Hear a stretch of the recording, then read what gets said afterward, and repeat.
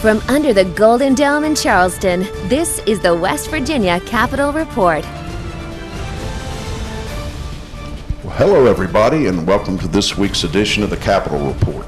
I'm Bill Laird along with co-host Dave Perry, and we have a very important and timely program lined up for you today. Again, as you may well remember, in January, Governor Jim Justice, in his State of the State address, announced the establishment of a new initiative, that being the formation of a narcotics intelligence unit to become a part of the Fusion Center, which is already an important part of the Department of Military Affairs and Public Safety, and we're so pleased to be joined here today by some gentlemen that really have some important information concerning that effort. So at this time, I'm going to introduce Mr. Jeff Sandy, who is the Secretary of the Department of Military Affairs and Public Safety in the state of West Virginia. Mr. Welcome to the Capitol Report show, and to my immediate right, I keep wanting to call him Colonel, but we're pleased to be joined by Tom Kirk, who is the Deputy Cabinet Secretary and General Counsel for the Department of Military Affairs and Public Safety. And Tom, welcome to the Capitol Report show. And David, to your immediate right is the new Director of the Fusion Center within the Department of Military Affairs and Public Safety, Mr. Jack Lukart. And again, Jack, thanks for joining us here today. And Mr. Secretary, again, I know you work closely with the governor's office in identifying needs around the state of West Virginia related to law enforcement, public safety issues. Why don't you just tell us a little bit? You were telling me earlier the need for such a thing. We're well aware of the substance abuse and addiction problem we have in the state, but hey, we can't forget that a lot of the problems we have are a result of the trafficking of illegal drugs in the state. So it's not only an intervention and treatment equation, there's still some serious law enforcement issues related to our drug problems. So if you could just share with us a little bit on that. First of all, Sheriff, I really appreciate you coming and letting us get the word out to the public on what the governor's initiative is. The governor a couple of months ago said we need to do something to continue our success on working drug investigations in West Virginia. What can we do?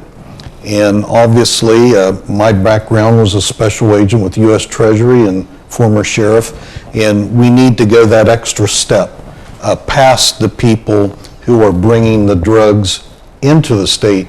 We need to go after the people who are behind it, the people who are making money.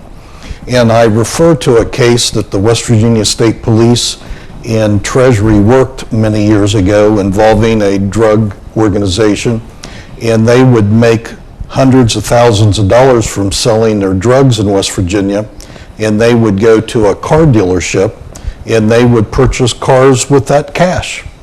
And they then would drive those cars to Detroit, sell them. In essence, they were laundering their money.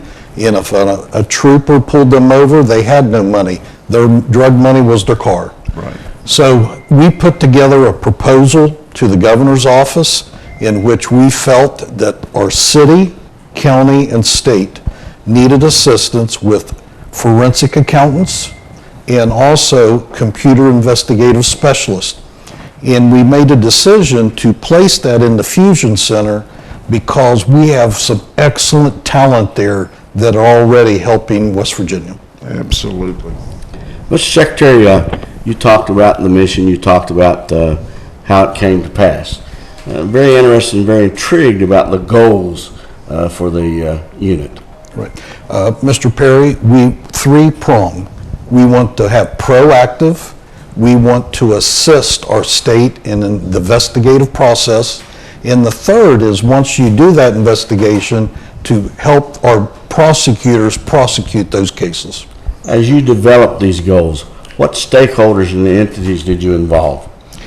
We talked to county prosecutors, we also talked to judges, we talked to the city police, county sheriffs, and we talked to the West Virginia State Police. Jack, again, as director of the Fusion Center, when we think about law enforcement, in the traditional sense, it's reactive. Yes, sir. You get a call for service, you respond. People are used to the 911 systems, and it's reactive as opposed to being, given the thought in terms of a proactive approach to trying to deal with some of the complex things you get into when it comes into illegal trafficking of drugs. That's correct. If you could maybe I understand there's a sort of a proactive focus of this narcotics intelligence unit. Talk a little bit about the difference between the proactive versus the reactive, and why you think this will bear fruit. Yes, sir. Generally, most of your cases are reactive in nature. Someone calls you and tells you this individual is involved in drug trafficking or whatever the case may be. Our law enforcement officers, there's not a harder group of law enforcement officers in the United States than we have here in the state of West Virginia. If we can assist them in identifying sources of supply prior to them getting here, and we still want to assist our law enforcement when they're reacting to situations and they have a person here who's involved in the distribution of narcotics, we want to assist them with any means that we have available to us. But we also want to reach out to what we have identified as our source states and our source cities, communicate directly with them, identify our sources, our drug trafficking organizations in these areas, provide that information to our law enforcement officers here so that they can then target those individuals along with their partners in other states. They would reach out to law enforcement in those areas and partner with them and work investigations, and the goal would be to stop the drugs from coming here in the first place. And that's interesting. Again, stemming the flow before it comes in, I guess that's the proactive portion, is if you can keep something out, it's not a problem you have to solve. So a little bit like target hardening, and I noticed the governor used pretty straightforward language in sort of saying, hey, there'll be consequences if you cross that Ohio River or come up, on our flanks from all sides. Is that part of the message? Is to send the word that West Virginia is going somewhere else but not here? Yes, sir. We absolutely want to send that message. We want that message to be carried throughout, and what our goal would be is for these individuals who are involved in this to know that this new team is going to target them. We're going to provide that information to law enforcement, and they're going to aggressively go after them, and they need to find somewhere else to go. They need to take their drugs somewhere else, because if they come here, we're going to do everything we can to put them in prison for a long period of time. Jack, this team is composed of what type of personnel and persons? We will have our information analysts, and within that we have numerous specialties, individuals who specialize in certain areas, and then we will have our certified fraud examiners, who are extremely important, that brings an element to an investigation that most times isn't brought to an investigation, especially on a local level. When you can target assets and go after those assets, that's when you're able to shut an organization down. If you put people in jail, they replace them. So as we eliminate the drug flow into West Virginia, which is the objective, there's also a cost saving to West Virginians in Absolutely. terms of dollars and cents that Secretary Sandys talked about. Absolutely. Yes, Mr. Perry. 2 years ago, when you graciously talked to us about the issues with West Virginia corrections, I told you that 27 inmates a year cost the state $1 million. Today, it's 30. 30 inmates cost the state $1 million. If we can have these individuals arrested in Ohio, Detroit, Atlanta, other places, it is financially beneficial to our state. Tom, you know, the work of law enforcement. You know, you're a career professional, have a legal background. You know, and putting cases together, particularly when they start to become a little bit complex. I know now such skill sets as forensic accounting. You know, that's may not necessarily be local units of government may not have the kinds of resources investigatively to take those cases before a grand jury, where the standard then shifts to proof beyond a reasonable doubt. So as far as the prosecution components of criminal cases, how do you see this narcotics intelligence unit enhancing the capability of local prosecutors to be able to take a solidly built case to court and enhance conviction rates? Well, Sheriff, good seeing you again, sir. Yes, sir. That's exactly correct. I know in my days both of working as a trooper, working the streets, and then eventually being on the prosecution side, sometimes we would move into a small county, make a lot of arrests, and that's really burdensome on a small prosecutor's office that now that might arrest 20 or 30 people. A grand jury session now have 90 or 100 people that have been arrested in 1 or 2 nights. And exactly like what you said, sometimes there's also a element of that might take specialized knowledge or maybe specialized prosecution where a prosecutor's done it time and time again, that with this unit we would make those options available to a prosecutor or to the Prosecutors Institute, working through them, where a prosecutor might say, you know, we just need a little bit of help, maybe I need someone in the second chair, or maybe we don't know, we've never prosecuted organized crime before, we've never prosecuted someone from out of state before. I remember the secretary and I have been in numerous states before when we've arrested someone, and one of their comments is, I've never been to West Virginia before. And the fact was that they weren't, but their drugs were. And so we would bring them back into West Virginia, stand trial for that.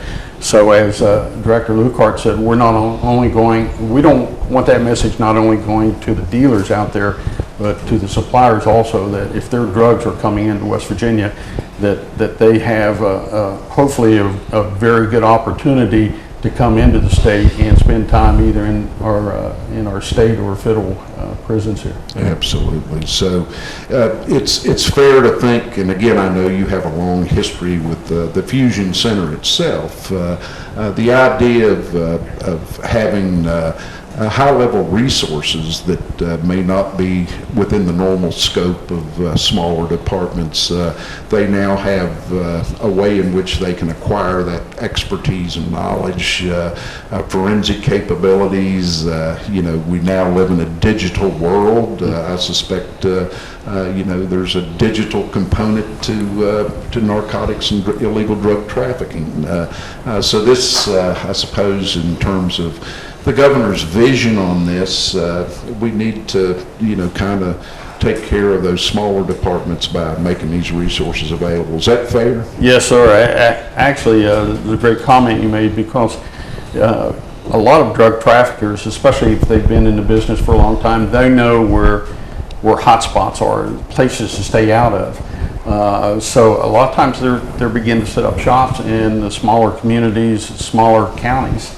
So we're hoping again to be able to help wherever we can in those areas, so that the entire state becomes a hot spot. If you want to deal drugs, or if you want your drugs coming into West Virginia, it doesn't matter where they end up at in this state. We're going to be looking at that, and we're going to do everything we can to help not just the prosecutors, obviously, but the task force, police officers, whomever it is that needs our assistance, we can give that. Absolutely. Well, gentlemen, we're going to have to take a quick break and be back to talk about this important topic, but it's crystal clear to me the message is if you're going to bring illegal drugs into somewhere, West Virginia is not where you want to be. So we're going to go ahead and take a break and be right back to the Capitol Report. So stay with us, everybody.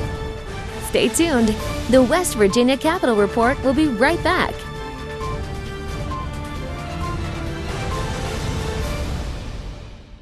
The West Virginia Capitol Report is brought to you by the AFL-CIO of West Virginia, Cucumber and Company, online at cucumberandcompany.com, and Mark Hunt and Associates, toll free at 800-554-1280. From under the Golden Dome in Charleston, this is the West Virginia Capitol Report.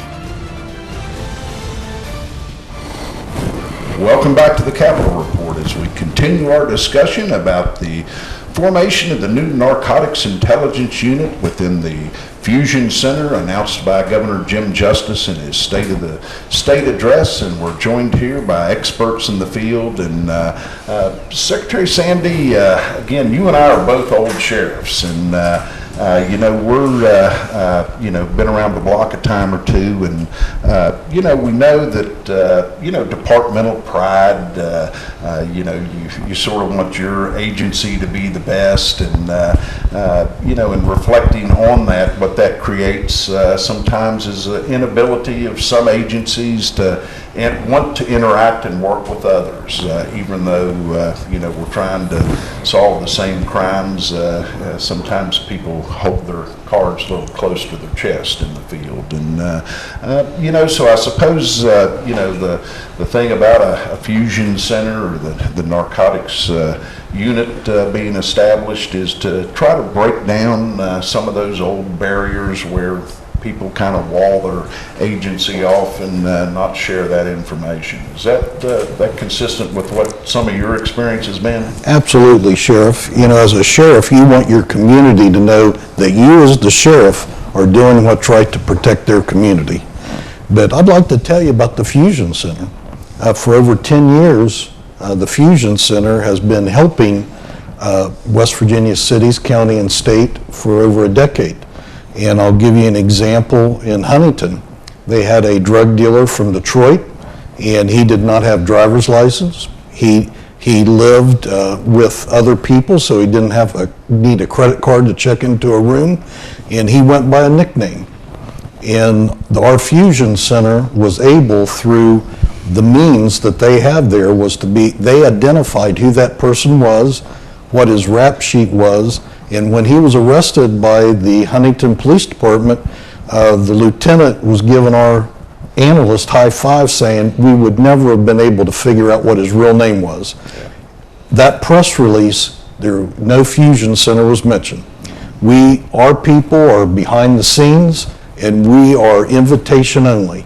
They ask for our help, we provide them what we feel is quality assistance, and they get to take the credit for the credit that's due. Yeah, well, that's certainly important, and again, I guess law enforcement tends to be results oriented, and irrespective of how you get there. Taking the bad guy off the street is the name of the game at the end of the day. That's absolutely, Sheriff, because they do not have the resources. I had the privilege of cooperating with a sheriff on a $1.2 million fraud case. And, they, as we've discussed earlier, they do not have the money to go out and pay $250 an hour for a forensic accountant. And in this particular case, it involved international movement of money. So we want to be able to provide the chiefs and the sheriffs a service that they don't have now, and if they could afford it, why pay $250 an hour when we can help them in the governor's initiative? We're going to do it for them for free. Absolutely. And again, with 55 different counties, a whole bunch of small municipalities, sometimes criminal elements can calculate and work that to their benefit, and this sort of levels the field and makes those resources applicable to all areas in the state. Agree 100%, sir. That's important. Gentlemen, we've talked about two of the legs on the stool. We've talked about the proactive intelligence. We've talked about the prosecutorial support. And Mr. Secretary, I understand you're the expert in proactive intelligence. Well, we feel that the DMAPS team, the team that the governor has put together, and I'd like to say this, we're so fortunate that the governor's general counsel is a former county prosecutor. Brian Abraham knows what the world is like, and having him there and being able to advise the governor has been very beneficial for law enforcement in West Virginia. The FBI statistics showed that from 17 to 18, in almost every category, crime was reduced in West Virginia in double figures. And I'm more than happy to provide that with you before you leave today. So we have a good thing going right now, but we want to take it that step farther, and that's what the governor's initiative is to be able to help these counties. I'll use Calhoun County. Calhoun County has a sheriff and one deputy. You know, they are busting their tails just to do the normal sheriff duties, such as court duty, transporting mental hygienes, etc.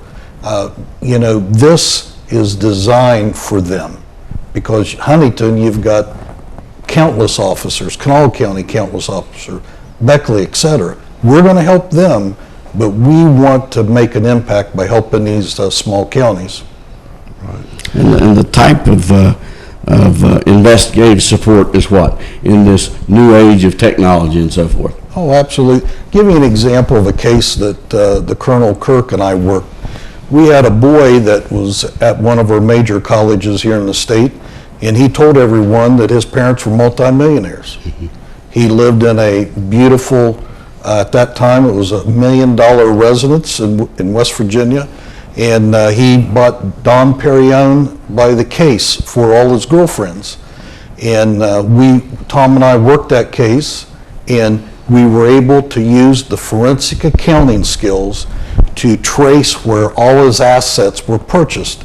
And we traced it to Jupiter Island, Florida. And from there, we were able to obtain arrest warrants for the source of the drugs coming into our state.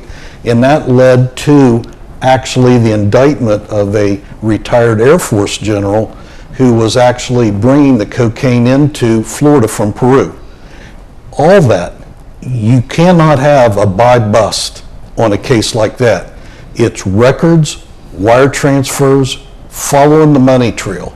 And that's what this group, that is our goal, is we can go out today and arrest a lot of people for small amounts of drugs. We want to make an impact on the big people that are making substantial monies. Right.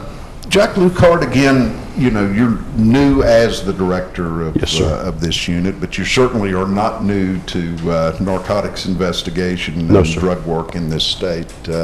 And, you know, again, talking about the trafficking of illegal drugs, you know, there can begin to be a pattern that emerges, pipelines, we hear that term used from time to time. But again, what I think is maybe the general public doesn't understand is really these are outside elements. These are folks that aren't our next door neighbors or a person that runs a local business.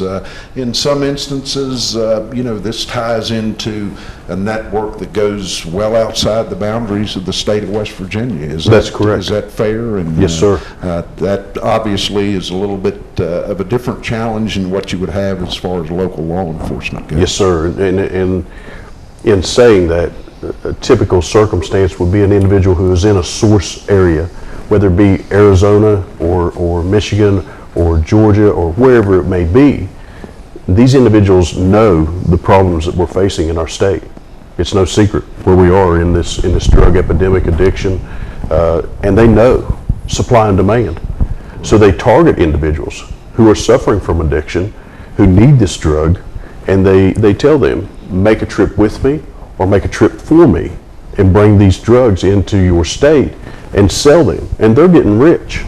They're going to get rich.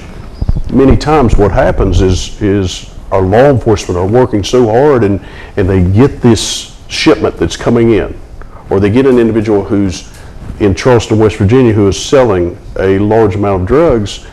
Well, their source is somewhere else.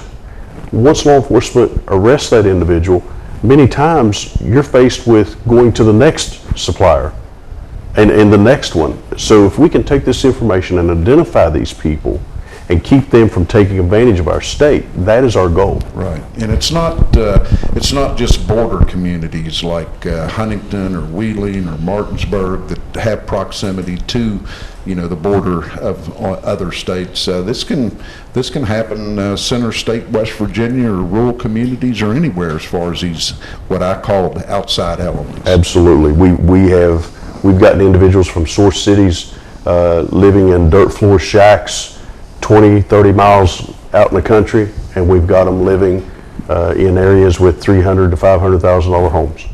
The West Virginia Capital Report is brought to you by the AFL-CIO of West Virginia, Cucumber and Company, online at cucumberandcompany.com, and Mark Hunt and Associates, toll free at 800-554-1280.